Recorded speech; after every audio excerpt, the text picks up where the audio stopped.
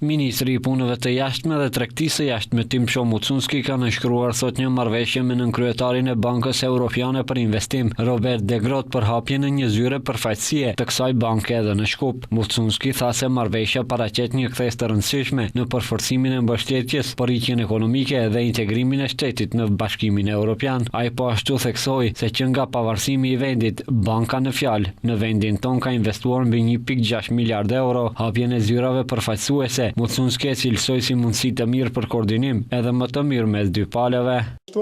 Kjo do të na mundësoj koordinim më të mirë dhe më të afërt, implementim më efikas të projekteve dhe mbështetje edhe më të madhe teknike, por edhe financiare që ofrojnë institucionet evropiane. Nga sot, Banka Evropiane për Investim do të jetë edhe më afër institucioneve shtetërore, veçqeverisë lokale dhe kompanive të vendit ton, duke u dhënë mbështetje për realizimin e investimeve dhe projekteve për zhvillim. Në nënshkrimin e marrëveshjes dypalëshe, De Groot e cilësoi si pikëthese dhe deklaroi se Banka Evropiane për Investim është aktive me dekada dhe ka bërë investime të rëndësishme në Maqedoninë e Veriut.